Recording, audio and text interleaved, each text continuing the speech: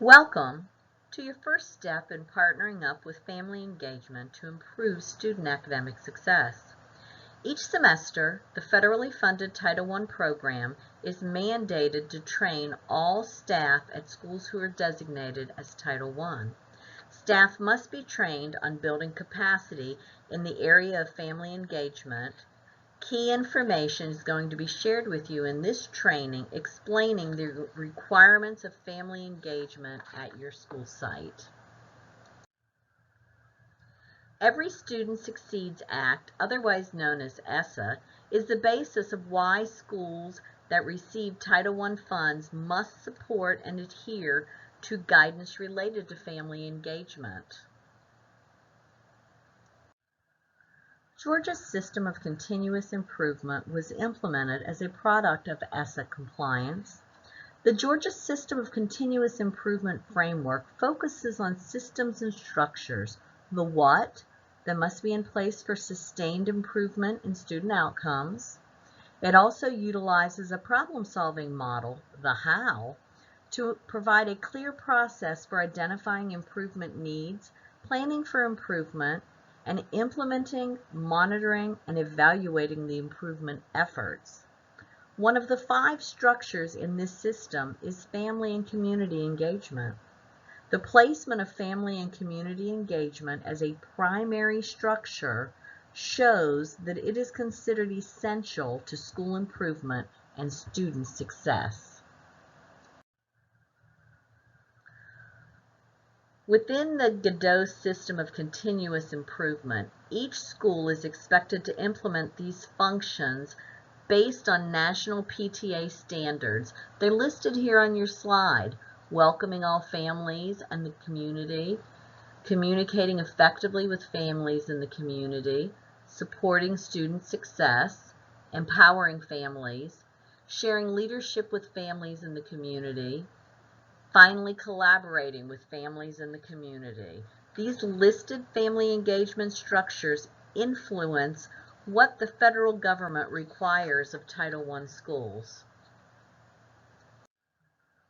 There are many reasons to partner with families and communities.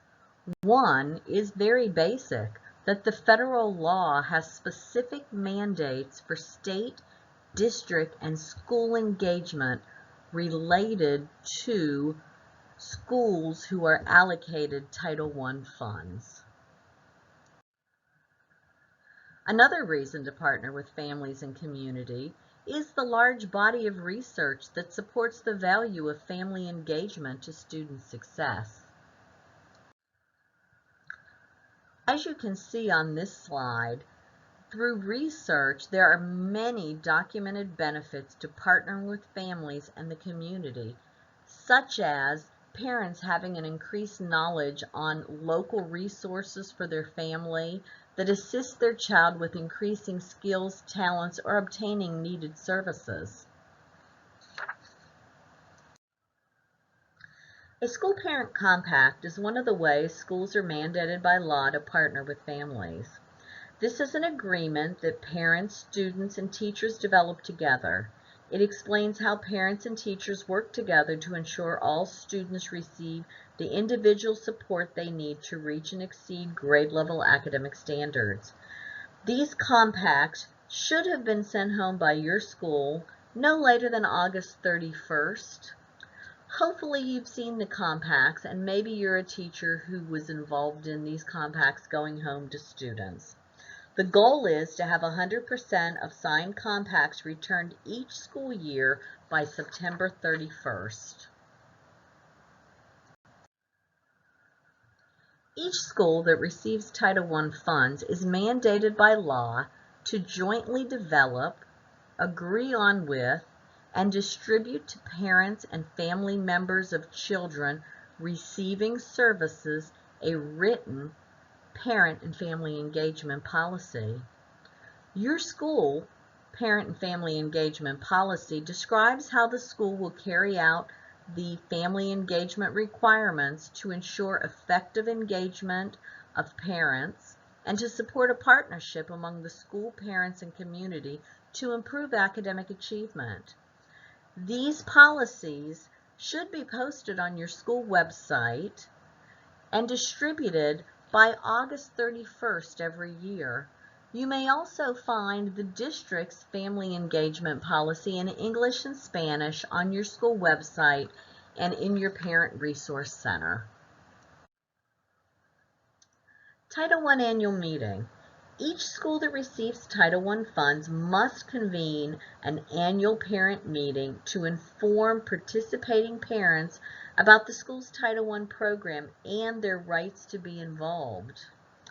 These meetings are typically held in September of the year. This is the only meeting of the year where we do not seek parent input but merely share information. Building capacity for family engagement happens during the school year. There are 6 broad areas that the law mandates schools utilize to ensure they are offering family engagement. These are based on Title I, Part A, Section 1116E of the Every Student Succeeds Act, which describes the 6 shells based in the law under Building of Capacity for Family Engagement. These 6 shells to build family engagement capacity are closely linked to meetings and events held at your school each year. Schools are required to provide assistance to parents with state standards, assessments, and monitoring a student's progress. This can be done by conducting virtual or face-to-face meetings, trainings, and through electronic posts on your website or through social media. Second, schools are required to provide materials and training to help parents work with their children to improve academic achievement. This can be done by conducting, again, virtual and face-to-face meetings or trainings, and through electronic posts on your website or through social media. Another mandated family engagement capacity building event is related to school staff. In fact, this is the driving force behind today's training. Each marking period, as a staff member at a school that receives Title I funds, you will receive information or training related to building family capacity in the following areas: the utility of parent contributions, how to reach out to, communicate with, and work with parents as equal partners, implementation and coordinating parent programs, and building ties between parents and school. Family engagement does not happen in a vacuum. The law recognizes this by asking for collaborations to take place with various agencies. Schools are required to coordinate and integrate family engagement activities into other federal, state, or local programs to include having family centers and student transitions. This can be done by, again, conducting meetings. It can be done through electronic posts, and it can be done through your family engagement center that is at your school location. It is also mandated that we as school staff must recognize that all families do not share the same language or literacy levels. We are mandated to ensure information related to programs, meetings, and other activities are in a language parents can understand. This can be done by using your EL designee at your school site and reading each other's information before it goes home to make sure it's at a level that all parents can understand. Finally, when possible, we are instructed to provide reasonable support for activities requested by parents when appropriate. These 6 areas where family engagement capacities must be built and supported may seem cumbersome and time-consuming, but it doesn't have to be that way.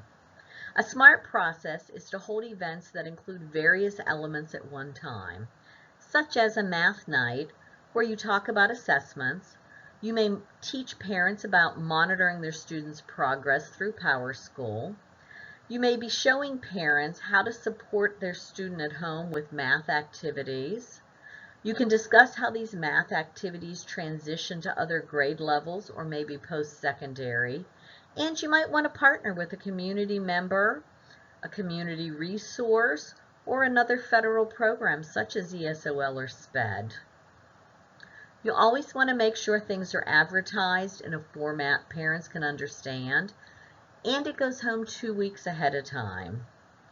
If you do all this, you've hit on 4 of the 6 capacity building activities in one event. Supporting families doesn't have to be complicated. Family engagement at school sites are focused on no one person. Everybody is responsible for family engagement. To accomplish family engagement, partner up with your school-based family engagement staff to increase student achievement. Supporting your school staff is someone who works in family engagement. Schools typically have one of 3 types of positions supporting their schools through family engagement. The first is family engagement facilitators. These are full-time classified staff members. Another choice may be a family community resource specialist. This is someone who is a full-time certified staff member who's working in the area of family engagement. And finally, schools may choose to have a family engagement contact. This could be a classified or a certified staff member who has another full-time job but is paid a stipend for working on family engagement tasks at these school sites. These are your go-to people. These are the people who understand the documentation required for family engagement Title I, meeting compliance, they understand supporting family engagement, working with volunteers, business partners, and running a family center. Go find these people at your school. The information that's been shared with you is based on the following resources. If you'd like to know more about family engagement at your school site, please talk with your Title I family engagement staff or call the compensatory programs office. Thank you for your time.